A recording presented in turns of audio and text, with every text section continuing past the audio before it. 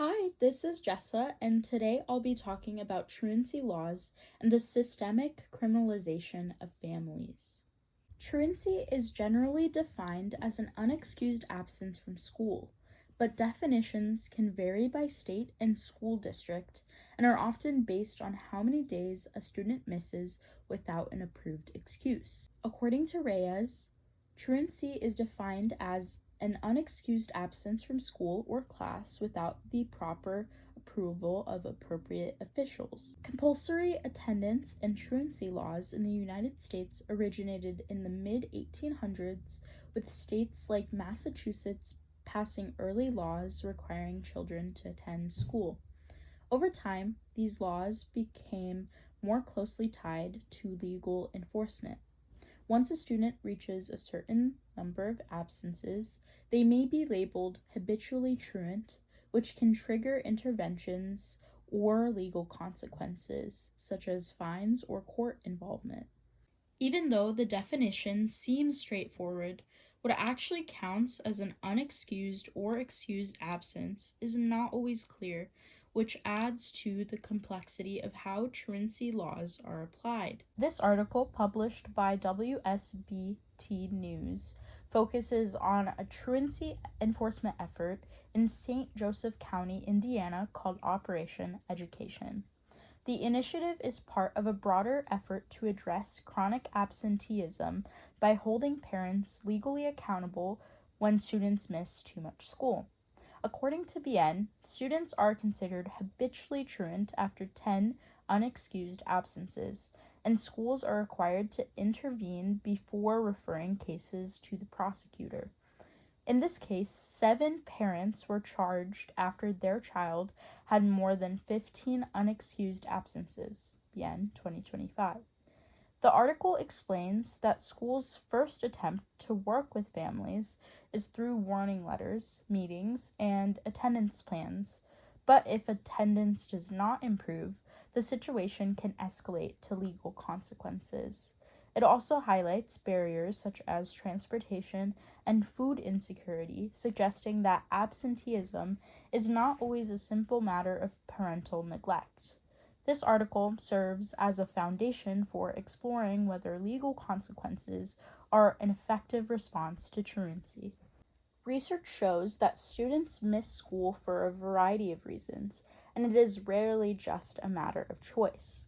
According to Louisian and colleagues, mental health challenges, chronic illness, and disabilities can significantly affect a student's ability to attend school consistently. Family and economic factors also play a major role. According to the U.S. Government Accountability Office, poverty, instability, and unmet basic needs can directly interfere with attendance.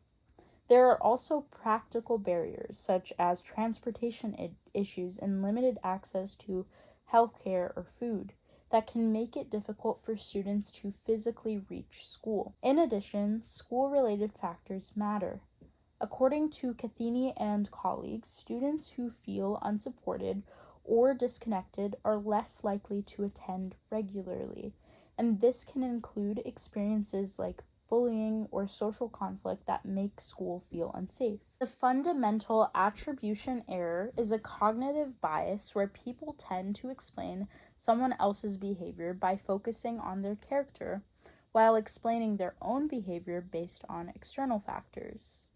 According to Healy, this bias leads people to attribute another's actions to their character or personality while attributing their own behavior to external situational factors. In the context of truancy, this occurs when people assume that parents do not care about their child's education or that students are skipping school. These assumptions overlook external factors such as poverty, mental health challenges, and a lack of resources. According to the U.S. Government Accountability Office, many families facing truancy issues also face structural barriers that affect attendance. There is also a belief that punishment such as fines or legal consequences will improve attendance. However, according to Reyes, these approaches do not address the underlying cause of absenteeism and may increase stress for families. These assumptions can shape how policies are created and enforced, often reinforcing punitive rather than supportive responses. Truancy laws can significantly impact the mental and emotional well-being of students and their families. According to Reyes, when attendance issues escalate into legal consequences, it can create increased stress and anxiety, especially for families already dealing with other challenges. For students already struggling with mental health conditions, punitive responses can make things worse rather than improving attendance. According to Louisian and colleagues, these challenges are often already present, and adding pressure does not address the issue and may increase avoidance. These situations can also increase conflict within families. Parents may feel fear or pressure about legal consequences even when the absences are not entirely within their control. Over time, negative experiences with schools or the legal system can lead to disengagement. According to Cathini and colleagues, this can reduce motivation and increase avoidance of school environments. Truancy laws raise important cultural and ethical concerns, particularly around inequality.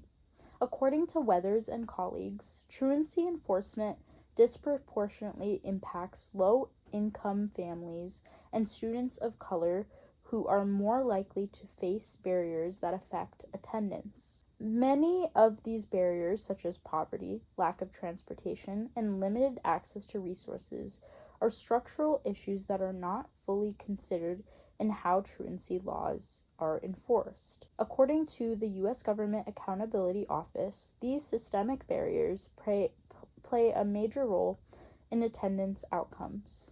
This raises concerns about fairness, especially when parents are held legally responsible for absences caused by circumstances beyond their control. According to Reyes, this creates a system where punishment is applied without fully addressing the cause.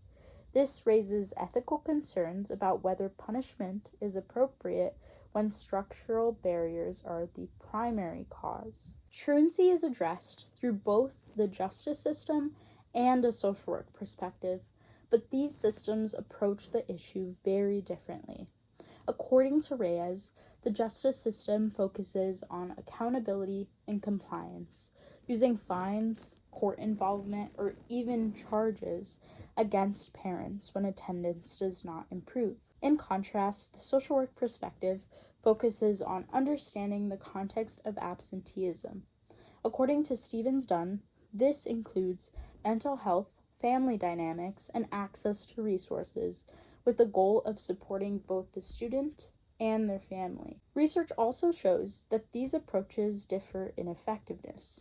According to Cathini and colleagues, interventions focused solely on punishment are less effective than those that engage families. This highlights how these systems can either conflict with or complement each other. One important recommendation is reducing the reliance on truancy letters and punitive notifications as the primary response to absenteeism. While these are often used as early interventions, they can feel threatening and may not address the conditions contributing to absenteeism.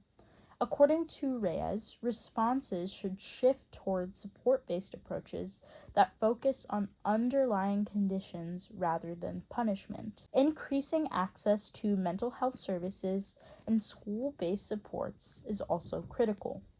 According to Louisian and colleagues, mental health plays a significant role in attendance outcomes. It is also important to address structural barriers such as transportation, poverty, and access to basic needs. According to the U.S. Government Accountability Office, these factors directly affect whether students can attend school. Finally, a stronger collaboration between schools, families, and community resources can create more effective long-term solutions. This topic is personal for me because I experienced attendance challenges related to chronic illness and mental health, and I had an IEP. In that IEP, it was documented that I would miss school due to those challenges. Even with legitimate reasons, my parents calling off, and that documentation in place, I still received truancy warnings and letters. Those warnings did not help. They increased pressure at home, worsening an already difficult situation. In my experience, they escalated conflict and contributed to abuse rather than support. Because of that, it shaped how I view truancy laws. It made me question whether these policies are actually helping students or harming them, especially those dealing with difficult home environments or even abuse. This topic connects directly to course content because it shows how students and families can become involved in the juvenile justice system through even routine activities like school attendance. It also highlights how systems like education and the legal system overlap and interact, sometimes creating additional challenges rather than support.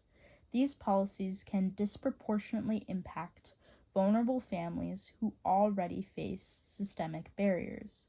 From a social work perspective, this aligns with values such as equity and client centered practice, which emphasize understanding context rather than focusing solely on the behavior. This quote reflects the main argument of my presentation. According to Reyes, punitive truancy policies often criminalize families without addressing the structural conditions that contribute to absenteeism. This shows that improving attendance requires more than just enforcing rules. It requires understanding the conditions that affect students' ability to be present and responding with support rather than blame. To wrap up, I want to leave you with a couple of questions to think about. Should parents be held legally responsible for their child's school attendance, even when external factors are involved? And is the justice system really the appropriate place to address school attendance issues? These questions are meant to encourage you to think about how truancy is handled and whether current approaches are actually effective or fair. Thank you so much for listening.